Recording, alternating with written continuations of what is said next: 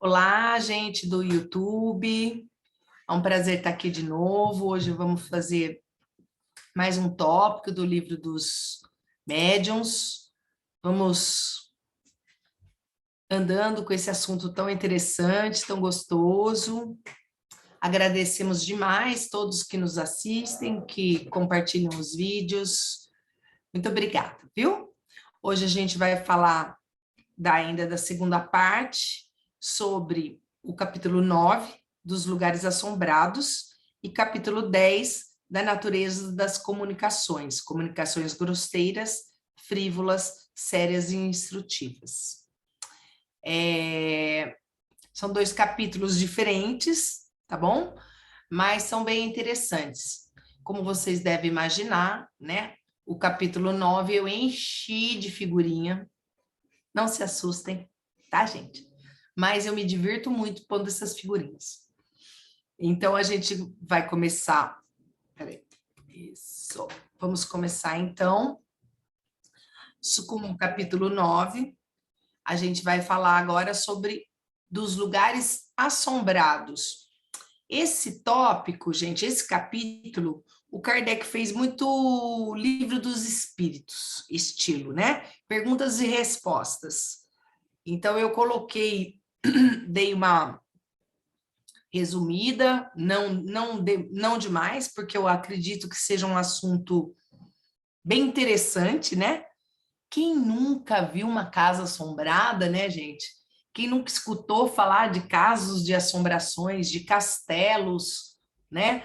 Que são extremamente mal assombrados, que as pessoas não conseguem nem ficar, né? Então eu falei assim, não, esse assunto é bem legal, eu acho que desperta bastante o interesse das pessoas, então eu vou fazer ele um pouco mais detalhado, tá bom? E com um monte de figurinha, óbvio, né, gente? Eu não sei o que tá aparecendo, Gabi. O enter não, mas só a setinha. Já tá o slide todo? Não. Não tá pronto. Desculpa, gente, falha técnica. Agora tá indo. Foi. Dos lugares assombrados. As manifestações espontâneas que em todos os tempos se hão produzido e a persistência de alguns espíritos em darem mostras ostensivas de sua presença em certas localidades constituem a fonte de origem da crença na existência de lugares mal assombrados. Ou seja, as pessoas falam, têm medo dos lugares assombrados porque tem espírito lá. Geralmente tem, né, gente? E a única diferença é que a gente sabe que os espíritos estão em todos os lugares, né? Aqui onde eu estou, no momento, no quarto da Gabi, deve ter um monte de espírito. Na rua, né? Em todos os lugares. E esses, alguns espíritos, eles tentam dar mostras das suas da sua presença de uma forma mais ostensiva.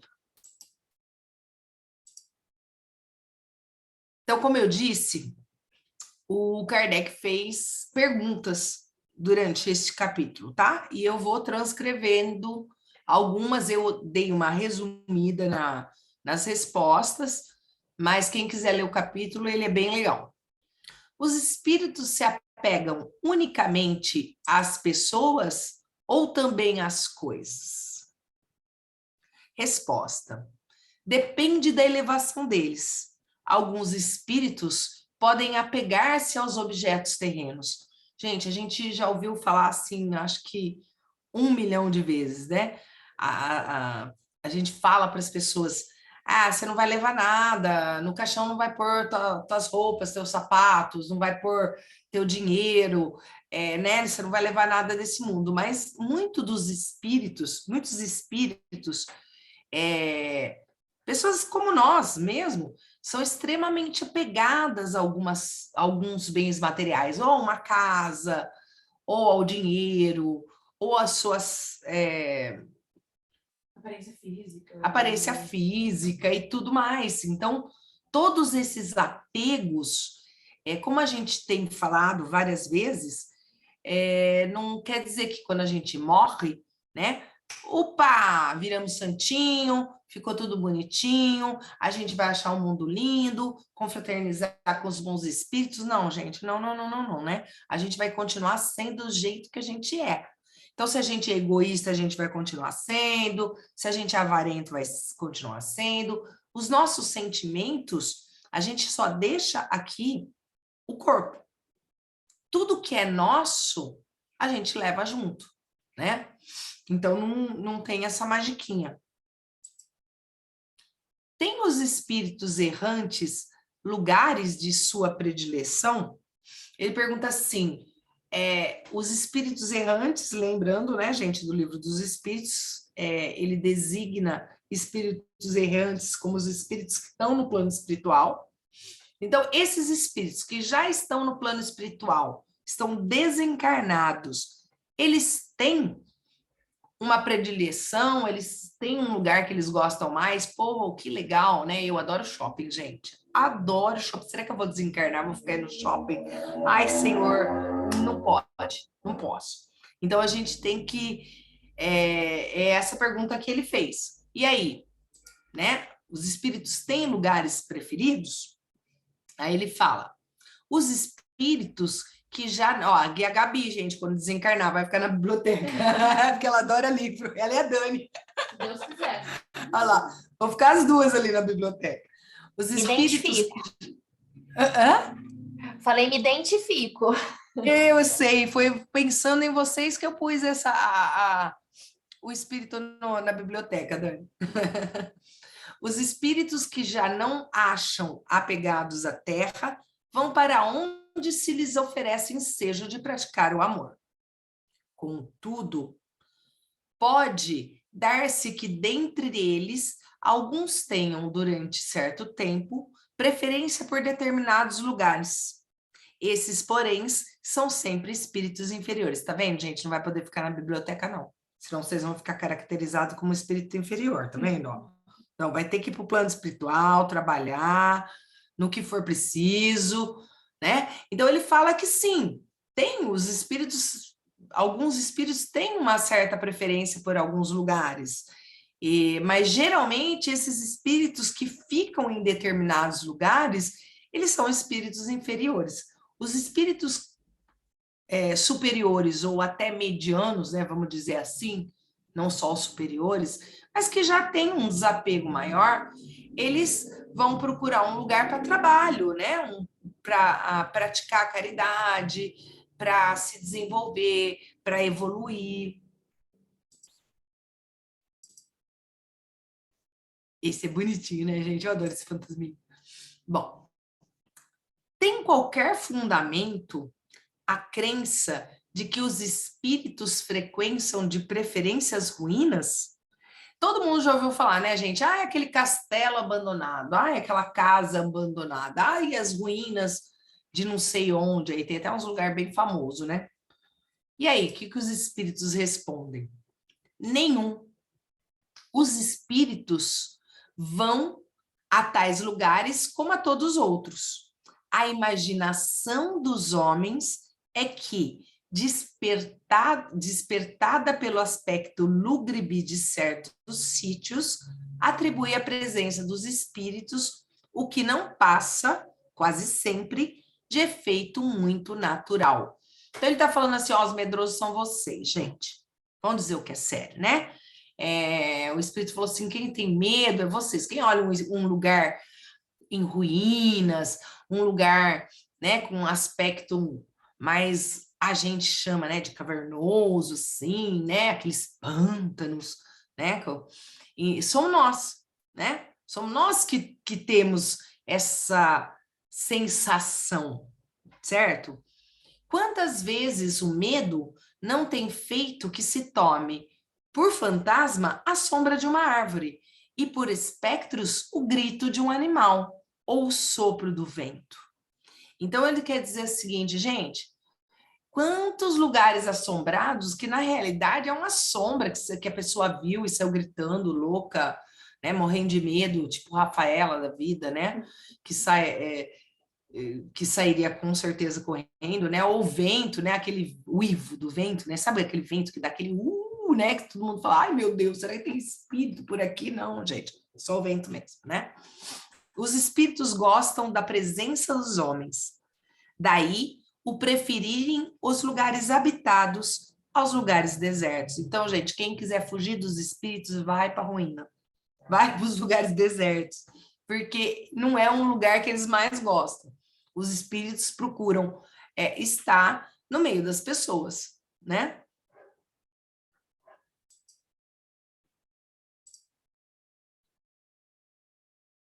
Ó, esse foi meu preferido. Não é lindo? Gente, eu sou fã número 1 da Disney, viu, gente? Em geral, as crenças populares guardam um fundo de verdade. Opa, desculpa, não era uma pergunta, gente. Sinto, repito. Em geral, as crenças populares guardam um fundo de verdade. Qual terá sido a origem da crença em lugares mal assombrados? Ele está falando de todas as crendices, né, gente? Perguntando se tem essa crença, se o pessoal fala tanto, isso aconteceu, né?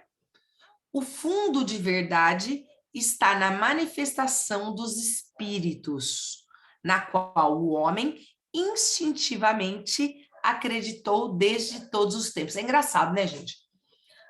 O povo não acreditava em espírito, o pessoal queimou bruxa, né? Queimou gente, queimou tudo quanto era coisa, porque via espírito, acreditava, né? As pessoas eram internadas em manicômios, até hoje deve ser, né? Por causa disso. Só que, assim, todo mundo acredita numa casa mal assombrada, né?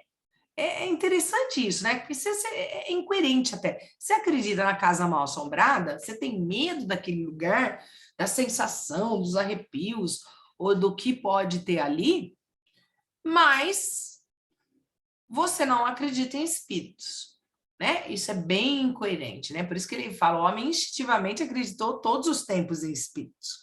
Mas, conforme disse acima, o aspecto lúgubre de certos lugares lhe fere a imaginação, e esta o leva naturalmente a colocar nesses lugares os seres que ele considera nos sobrenaturais. Então, a nossa imaginação também ajuda muito, né? A nossa imaginação coloca em determinados lugares aquilo que nos causa medo, né? Demais, a entreter essa crença supersticiosa, aí estão as narrativas poéticas e os contos fantásticos com que acalentam na infância. Então, muito das crendices, muitos dos contos, né, mirabolantes, fantásticos, são muito fruto da nossa própria imaginação. Não que não tenham, né?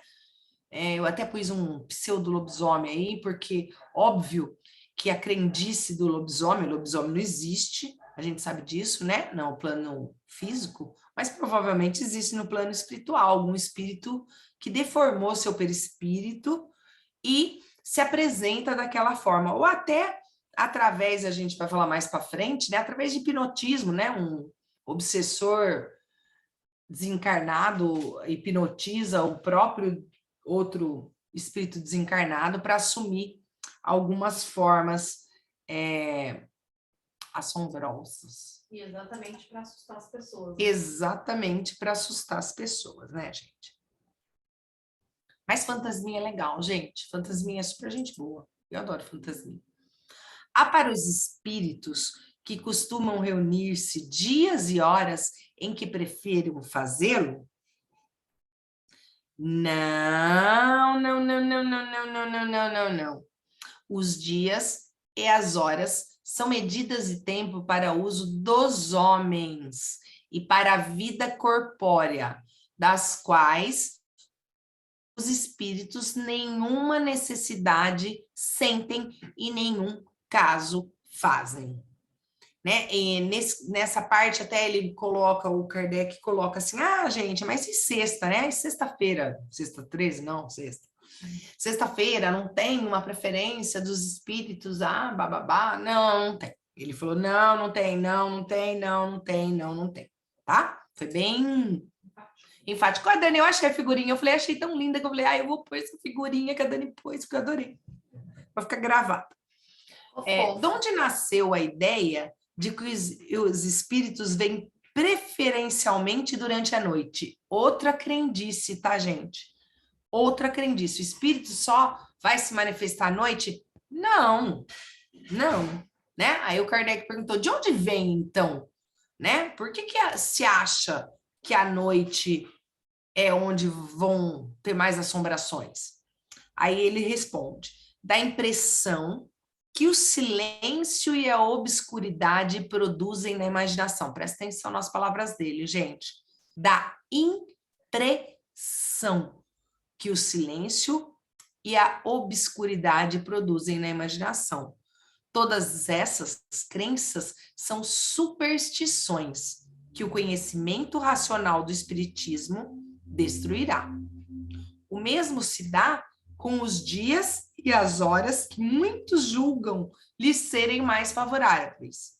Fica certo de que a influência da meia-noite nunca existiu, senão nos contos. Ele sabia tudo que a gente pensa, né, gente? Ele já ia direto ao ponto.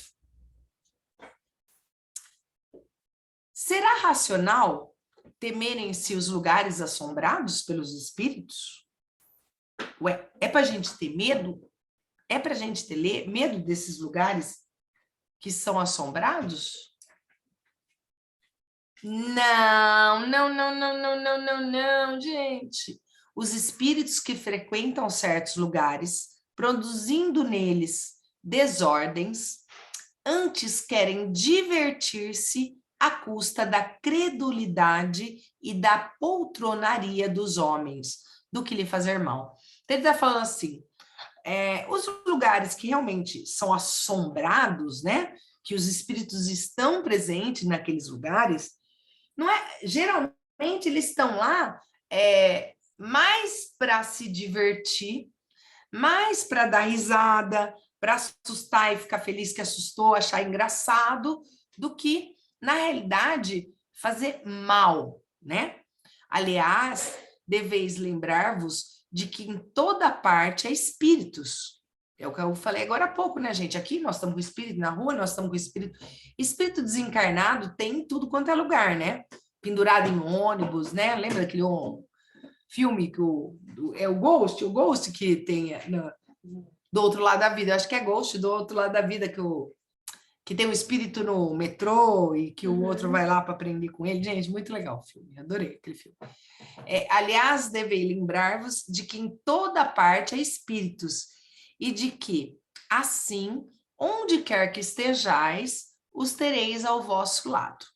Ainda mesmo nas mais tranquilas habitações. Quase sempre, eles só assombram certas casas, porque encontram ensejo de manifestarem suas presenças. Então, eles acabam tendo as condições, né, para que eles consigam se manifestar. O mesmo caso de barulhos, pancadas, né? A gente viu que se tem um médium de efeito físico por perto, eles conseguem fazer esses eventos. Inclusive, eu não coloquei no slide, mas uma das colocações do espírito, né, desse que estava conversando com Kardec, eu não lembro o nome, foi que ele falou assim que, por exemplo, outra forma dos espíritos estarem presentes em algum lugar é por castigo, entre aspas, gente. Toda vez que a gente fala castigo, é falta de uma palavra muito, muito melhor, porque não é essa palavra, tá? Inclusive, ele cita um caso, né, de uma pessoa que relatou de uma casa, relatou para Kardec, né, de uma casa mal assombrada, e que, inclusive, quem relatou foi um filho, né, o pai morreu na casa, tal, e aí ele também escutou algumas coisas, viu alguma coisa, saiu da casa e nunca mais voltou, ficou extremamente apavorado, e aí o Kardec foi investigar, né? Falou, vamos investigar, né? Vamos ver o que aconteceu nessa casa. porque ninguém queria chegar perto da casa, e muitas pessoas viam, ouviam coisas naquela casa, né? Tipo, uma casa mal assombrada mesmo, dessas que a gente vê para tudo quanto é lado aí, né? Sempre escuta falar de uma casa mal assombrada. E outro dia mesmo eu estava assistindo um programa que estava mostrando da Europa, né? As casas assombradas da Europa. Me diverti muito assistindo, porque foi muito legal. Porque eles conseguiram pegar umas coisas bem legais com a câmera. Então, e aí Kardec faz o quê? Ele vai chamar o espírito, então ele faz uma reunião e evoca, ele chama o espírito que estava naquela casa. Quando esse espírito vem, ele estava muito bravo, sabe? Revoltado, não falou nada e foi embora. Tipo, não se mete comigo e foi embora. E aí o Kardec perguntou, né, pediu para o benfeitor ou para alguém orientar eles o que estava acontecendo. E aí ele falou assim: olha, gente, o mentor foi, né, e falou assim: olha, ele tá lá na casa, tá lá preso mesmo, né, na casa, e ele não quer se manifestar. Ele falou assim: mas o que a gente pode fazer para que ele se manifeste, para a gente conversar e entender o que está acontecendo? Aí o mentor falou assim: ore por ele, tenha compaixão dele. Só assim vocês vão conseguir falar com ele. E aí fizeram. E aí começaram a orar por ele, durante os outros dias também várias pessoas oraram, o grupo todo orava por ele, e pedia por ele, e mandava boas energias, tal. E na próxima reunião eles evocaram o espírito de novo. Eu vou ter que dar uma resumida, porque a história é longa, tá, gente? Isso foi várias vezes, né? Durante várias vezes. Cada vez que ele voltava um pouquinho melhor, ele voltava um pouquinho, falava um pouquinho mais, aí falava: não, eu não vou sair de lá, é lá que eu tenho que viver o resto da minha vida, é lá, não sei o que lá. E descobriram o quê? Descobriram que ele tinha matado o irmão e a esposa naquela casa, né? Depois de muitas reuniões, de muita conversa, aí eles descobriram isso, que ele tinha, por ciúmes, uns ciúmes que inclusive Kardec chamou até a esposa, tal, para saber, né? Desencarnada também, óbvio que evocou, para saber se houve uma traição. Ela falou que não, eles já sabiam disso, porque o mentor já tinha falado. E esse espírito, ele estava preso naquela casa como um castigo dele mesmo, porque ele ficava revivendo os crimes que ele cometeu, sabe? Ele ficou ali revivendo, ele achava que era isso mesmo que ele tinha que fazer, era isso, que ele era merecedor de tudo aquilo. E, inclusive, ele falou que o pai que morreu na casa morreu, né, de um infarto, tal, e foi um susto que ele deu no senhor, sabe? Ele foi lá, deu um sustão no cara, apareceu pro cara, o cara ficou desesperado, teve um infarto e morreu na casa, né? Então, mas era um envolvimento muito forte, óbvio que eles também chamaram a pessoa que morreu, ela já tinha perdoado, né? Tudo certo, dava tudo certo. Mas aí eles foram trabalhando para tirar esse espírito da casa. Mas o que eu achei legal foi que toda vez o mentor falava: como eu posso ajudar? Orando.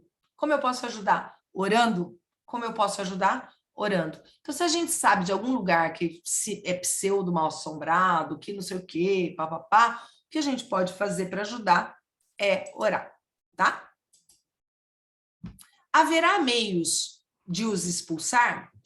Né? Kardec falou assim: bom, já que tem alguns espíritos que ficam lá perturbando alguns lugares, a gente pode chamar o caça-fantasmas, né? A gente pode chamar alguém para tirar esse espírito de lá?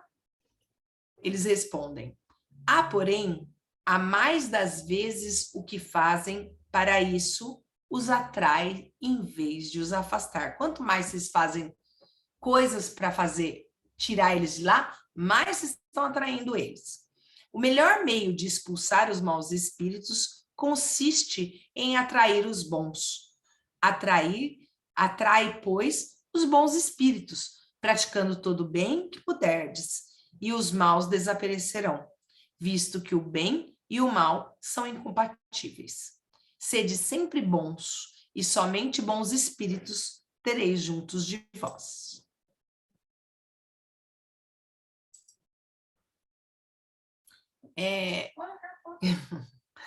Que se deve pensar com relação à eficácia dos exorcismos para expelir dos lugares mal assombrados os maus espíritos?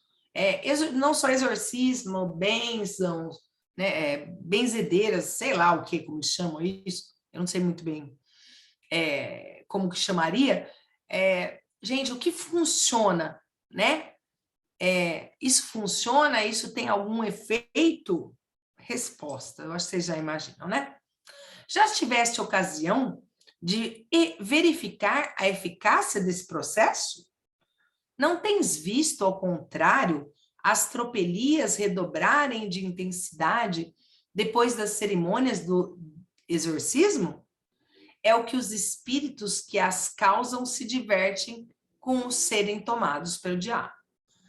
Ou seja, rituais não vão funcionar para você tentar tirar um espírito de algum lugar. Ele falou no slide anterior, né, gente, que só atraindo bons espíritos e orações é que a gente pode fazer alguma coisa desse tipo. Depois aplica o evangelho nele. Aplica o evangelho nele, né, gente?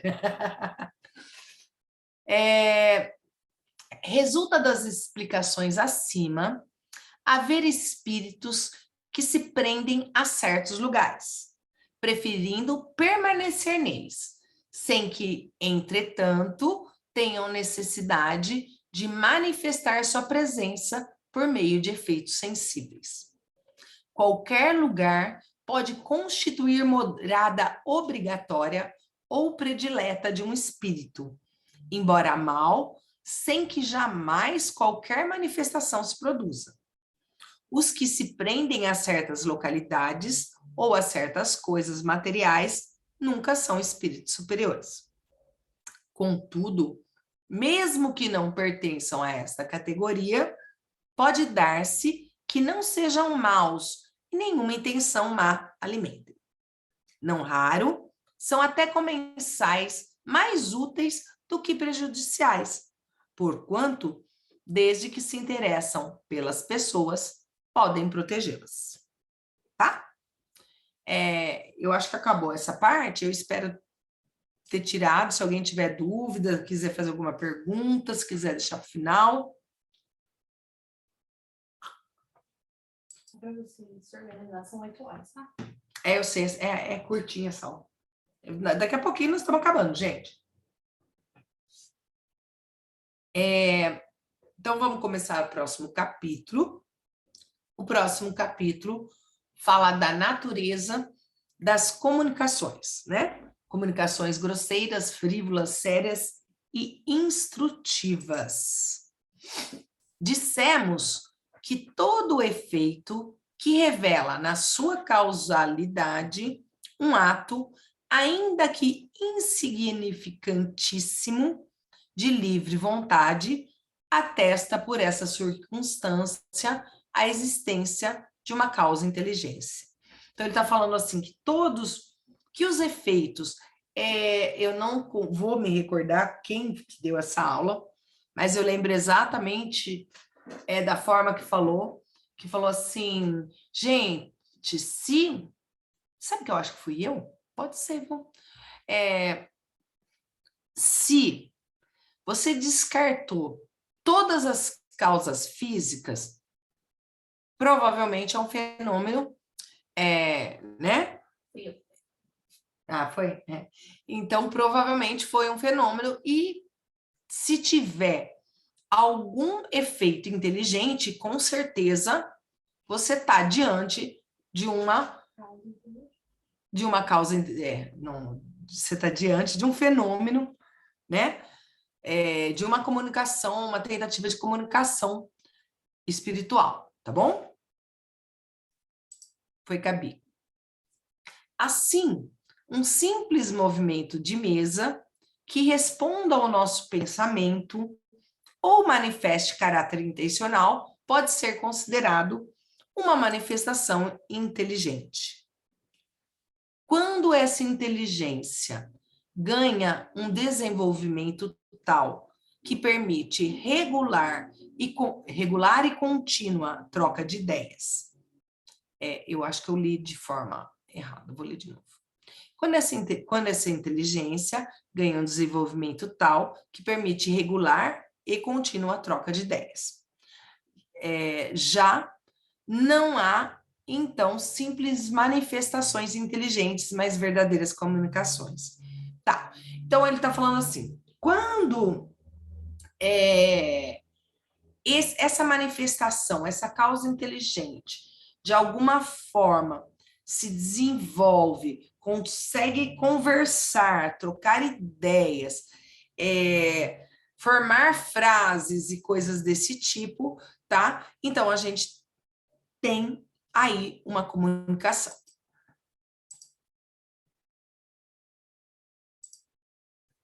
Os meios de que hoje dispomos permitem que as obtenhamos tão extensas, tão explícitas e tão rápidas como as que mantemos com os homens. Tá, os meios que nos dispomos permitem. Gente, na época dele, hoje, gente, pelo amor de Deus, gente, olha os livros que nós temos, né? Hoje a facilidade da comunicação é muito maior, né? Através da psicografia, através da psicofonia e de vários tipos de mediunidades, né? Então, essa comunicação é muito rápida, é muito explícita, ela é muito legal. De acordo com a escala espírita, isso no livro dos Espíritos, esse eu não esqueço, foi a Fernandinha que deu, capítulo 1, parte 2ª, os espíritos se apresentam em grande variedade, sob o duplo aspecto da inteligência e da moralidade. Consequentemente, existe uma diferença entre as suas comunicações. Está falando assim, gente, as comunicações dos espíritos são diferentes, né? Porque o espírito pode ser mais elevado, menos elevado, pode ser mais instruído pela parte intelectual e o outro mais instruído pela parte moral. Ele pode estar no meio termo de tudo, tá bom? Então, as comunicações serão diferentes, porque quem vai se comunicar, esse espírito que vai se manifestar, de alguma forma, ele é uma pessoa como nós, como eu disse, chegou lá do outro lado, continua sendo a pessoa que você era, né?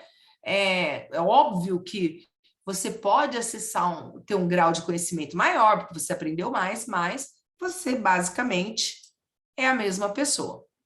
Em 4 categorias principais se podem grupar os matizes que apresentam. Segundo seus caracteres mais acentuados, elas se dividem em comunicações grosseiras, frívolas, sérias e instrutivas. Tá.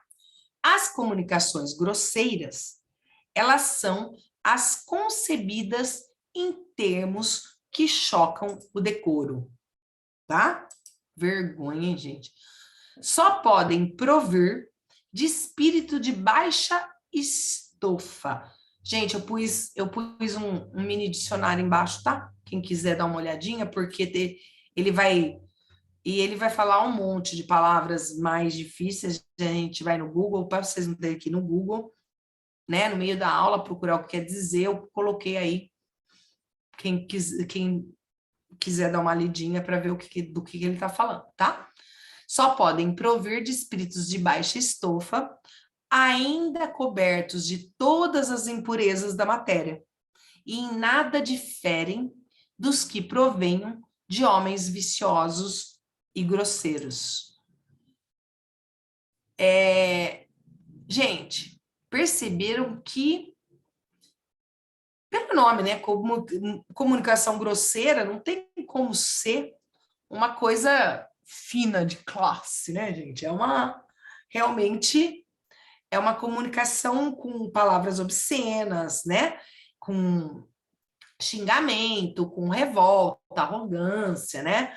São esses tipos de comunicação, né? Como ele diz aqui, ó, serão triviais, ignóbeis, tem lá, ó gente, obscenas, insolentes, arrogantes, malévolas e mesmo ímpias. Ou seja, né, gente, de nada dá para se aproveitar. É um irmão que está precisando de muita ajuda, de muita luz, de muito amor. Não dá nem para confundir com, né? Falar que foi enganado.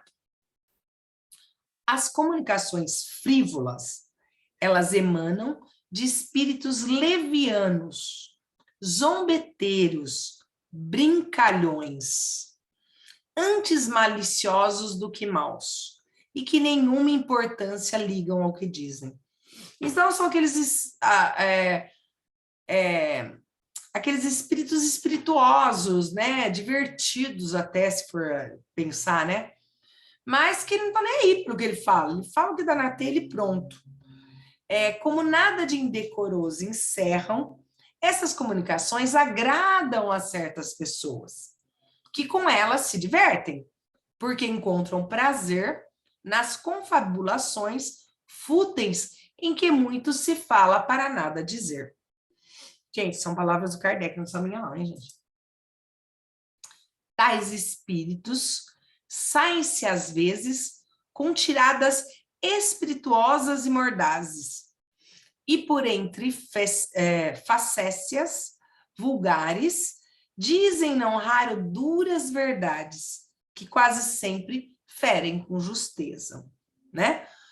Não tem papa na língua, né, gente? Já ouviu falar aquela pessoa que não tem papa na língua, que não sabe falar, né? Então, quando falam, às vezes falam de tal forma que não seria digno de ser dito daquela forma, tá?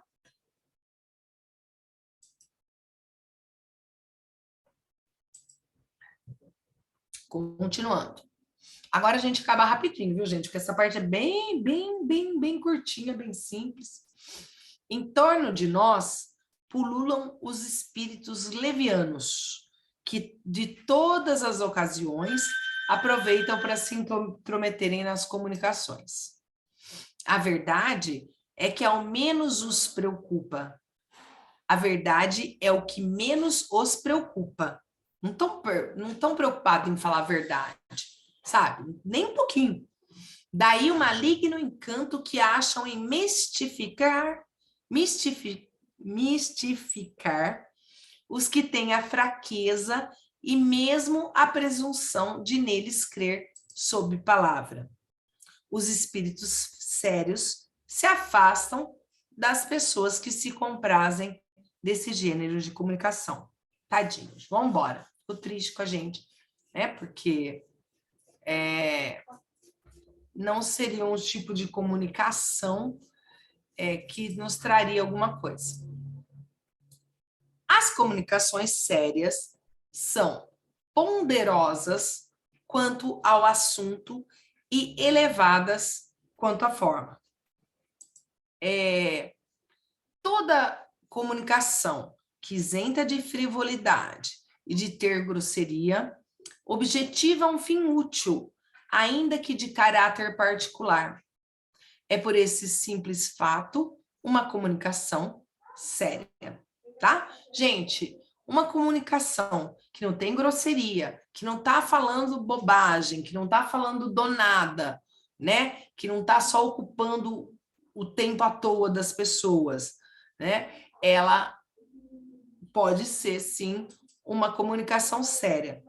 Por quê? Nem todos os espíritos sérios são igualmente esclarecidos. Há muita coisa que eles ignoram e sobre que podem enganar-se de boa fé.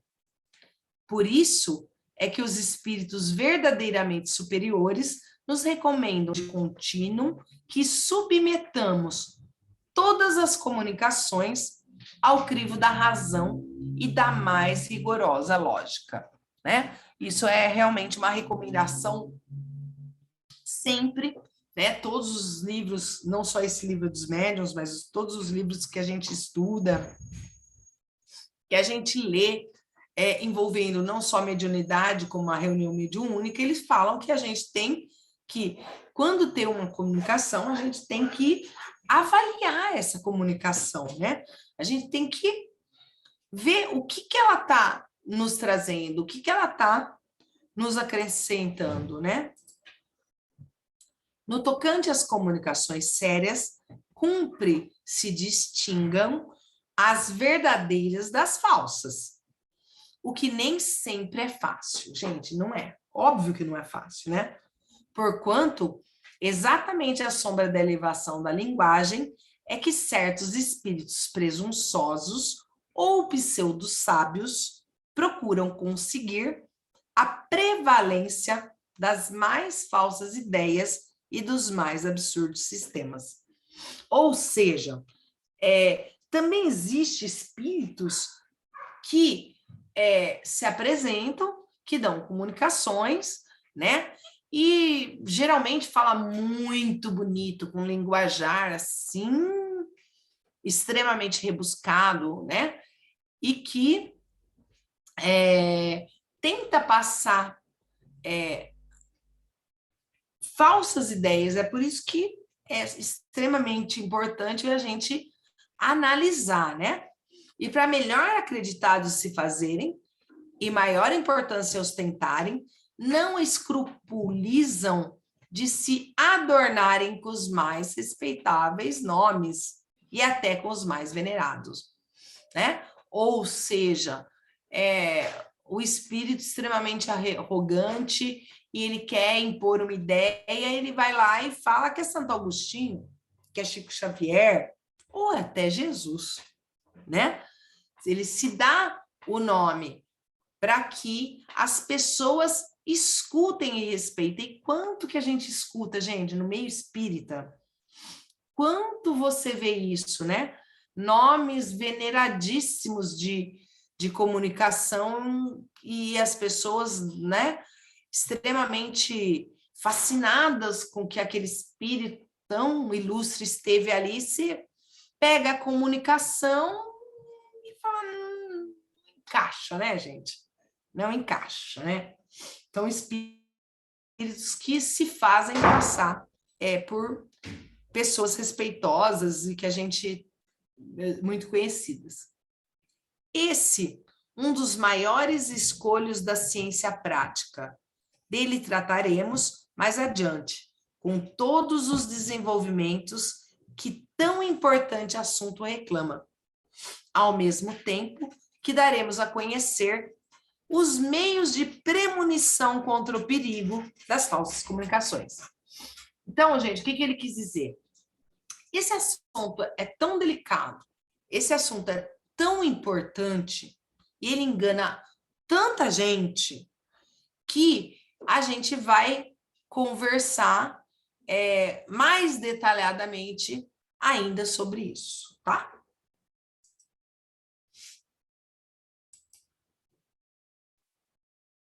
Instrutivas. Instrutivas são as comunicações sérias, cujo principal objeto consiste num ensinamento qualquer, dado pelos espíritos sobre as ciências, a moral, a filosofia, etc. São mais ou menos profundas, conforme o grau de elevação e de desmaterialização do espírito, tá? Isso não quer dizer que uma mensagem simples não possa ter excelentes ensinamentos, que fique bem claro isso, gente. O linguajar difícil, falar difícil, não é sinônimo de pessoa inteligente e moralmente elevada, né? A gente sabe disso, né? Tinha até um caso de um palestrante espírita, né? Que, nossa, ele falava super difícil, ele dava palestras assim, que, nossa, ele se considerava uma pessoa assim, com o dom da palavra. E uma vez ele estava num centro, ele começou a conversar com um senhor, um humilde senhor, né? E o senhor falou para ele assim: olha, parabéns pela sua palestra. Aí ele falou assim: ai, que bom que o senhor gostou, o senhor entendeu? Ele falou: não, não entendi nada. Mas o senhor fala tão bonito, não? Ou seja, né, gente?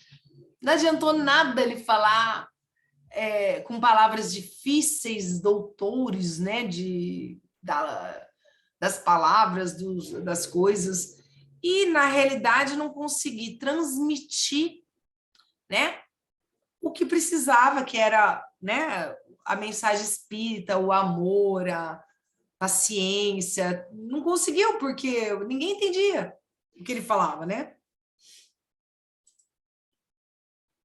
Unicamente pela regularidade e frequência daquelas comunicações se pode apreciar o valor moral e intelectual dos espíritos que as dão e a confiança que eles merecem. Isso ele quer dizer o seguinte, que geralmente esses espíritos, pode ser os mentores do grupo, eles sempre vão estar presentes de tal forma, não sempre, não quer dizer toda vez, né, gente? Toda vez que tem reunião tem que ter uma instrução, né, não um ensinamento, não precisa também toda vez, né?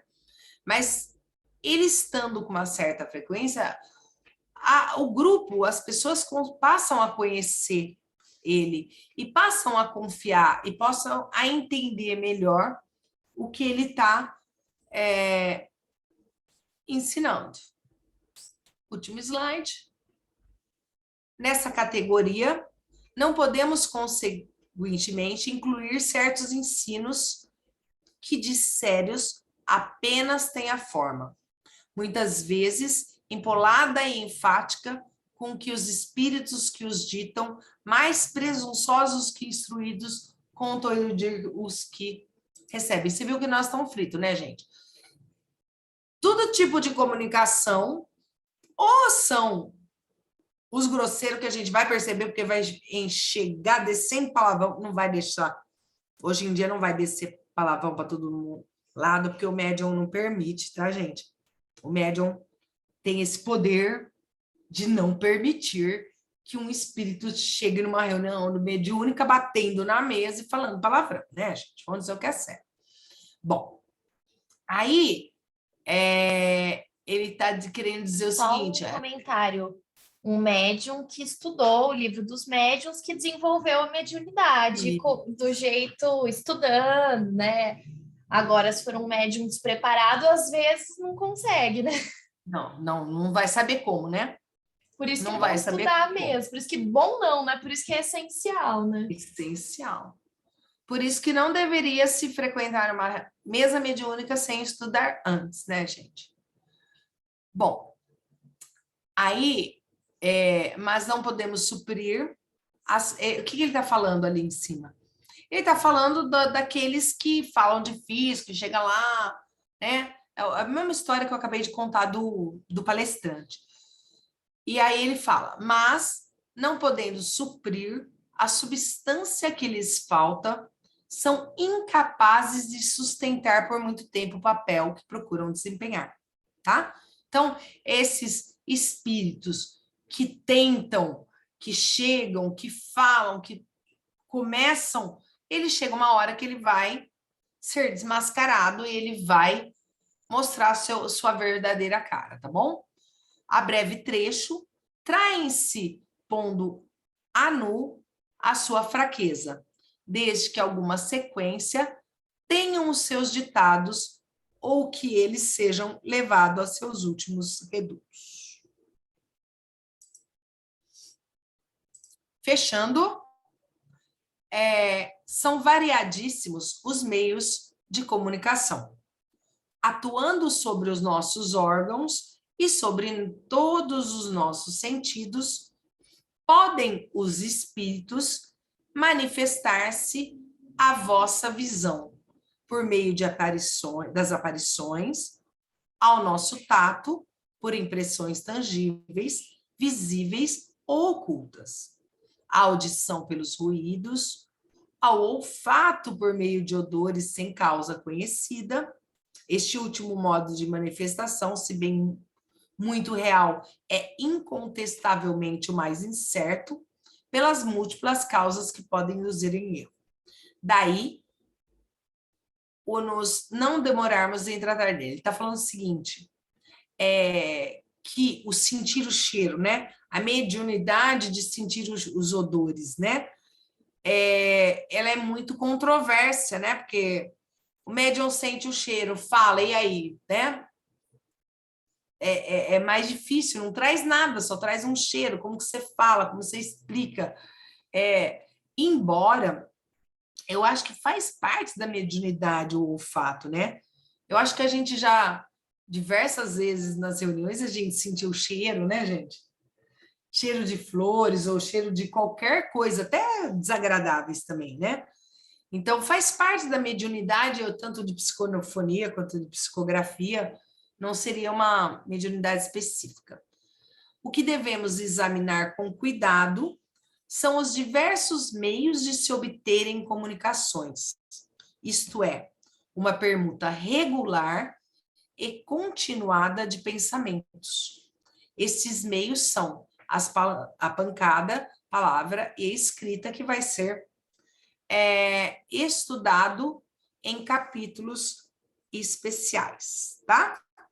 Eu acho que é extremamente importante a gente conhecer, né, gente, tudo que diz respeito à mediunidade, a gente, sendo ou não médio ostensivo, a gente prestar atenção, porque do mesmo jeito que a gente está num mundo de provas e expiação, então é bom a gente ter cuidado, porque da mesma forma que a gente tem pessoas que às vezes não nos querem bem, às vezes querem nos enganar, também temos espíritos que não querem uma reunião boa, né? Querem atrapalhar, querem que ela não produza os efeitos divinos que os trabalhadores de Jesus estão tentando.